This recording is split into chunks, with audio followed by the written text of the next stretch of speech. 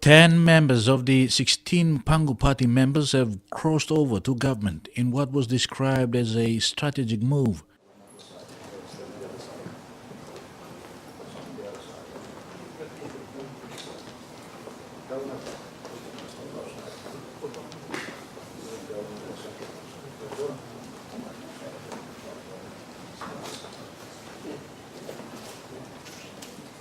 Another two Pangu members officially formalized their alliance with Pangu today, bringing the total to 12. Leis John Rosso and Lufas Moripe Kavori move to join Pangu was formalized today. Two members that we were together yesterday, totaling 12, is officially now Pangu Party. So I will have to shake the hands of Honorable John Rosso and Honorable Member for Lufa. Welcoming the move by Pangu Party, Prime Minister Peter O'Neill said, "It's about time political parties put their differences aside and work together for a common good. Since the history of Papua New Guinea, no political parties has mustered numbers to form government. It's always been a coalition team up until today." The Prime Minister said the government needs numbers to pass important bills and legislations. Hence, the move by Pangu will assist the government form a solid team. The government has agreed to work together with members of Pangu Party, incorporating most of their policies and implementing them. That is why I'm very pleased that the Pangu leader has announced today that this is the occasion that they will join government, and we look forward to working with them. We will make sure that they become a solid part of our team over the next few years until we go to the elections in 2022. But we will, as I said earlier, we will capture many of the policies that they stood for. It is very important that their principles and their policies are not compromised. And as government, we will accommodate many of those because we believe in the same policies as well. We will continue to deliver for the good of our country. The move by Pangu members to government follows a resolution passed in Morobe province recently by majority of its members. Many of Pangu Party members are from the two big provinces of Morobe and Central Province. In a brief media conference today, Pangu Party leader Sam Basil says his position as a leader is to ensure that the party survives over the next 5 years. Mr. Basil says this will allow the party to go back to elections come 2022 with numbers. He says there are many casualties for the party moving across to government. However, after weighing options, the casualties of them remaining in opposition is far greater than the party moving to government.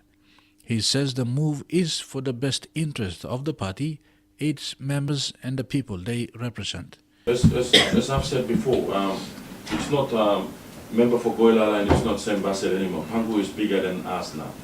As I've said, the caucus deliberated and the caucus passed a resolution and the majority of Pangu caucus choose to move into government. And I as a leader will support that endorsement. And I'm just simply doing my job as a leader to make sure that whatever the caucus wishes, I have to facilitate, and that was what we did. Mr. Basil says neither the move was due to disagreements and infighting over the opposition posts, nor to secure jobs and ministerial portfolios. Going there because we want to make sure that we are part of the government. If I would have been aftering anything, yesterday the next event would be the government house. We're not in for that. Me plan on go because me plan like him walk or greedy or walker. We went with a good heart. It's up to the Prime Minister. It's up to him and his team to facilitate us if they want to. He says they will work together and support the Prime Minister and the PNC-led government to deliver its policies. Deputy Pangu leader William Samb says Pangu's integrity is intact and it will continue to stand for what is right and good for the country. Hence, it is better to be in government to advocate on issues rather than being in the opposition. We never sold our integrity or whatever in this move. Our integrity is intact. Our stand and fight against corruption still stands. So say in government or in cabinet, then we are able to give an opinion that's contrary to what government might do. It's better of doing it in cabinet than sit on the opposition and say whatever we want, nothing change. Mr. Sam says Pangu Party has opted it should act in a more responsible way by bringing in the best brains to work with the government to save this nation. Meantime, Sam Basil's move with members of Pangu Party to government does not go down well for many supporters. Former Prime Minister Sam Murauta is among those very critical. Sam says Pangu Party's move to government is extremely disappointing. He says he respects the decision by individual members but does not agree with the move. He says, as leaders, we have a responsibility to protect this country and called on members not to be lured by development funds as the main pull factor to government. Giving him the strength and confidence to continue to destroy the institutions and the future of the country. I therefore urge leaders on both sides, and I'm now talking opposition government, to try and put the future of the nation and the interest of the nation ahead of their personal political immediate interests, because the nation's future is at stake now. The nation is bankrupt. The economy is recession. Sam says it is unfair and immoral for the Prime Minister to use DSIP and PSIP as toys for his own political survival.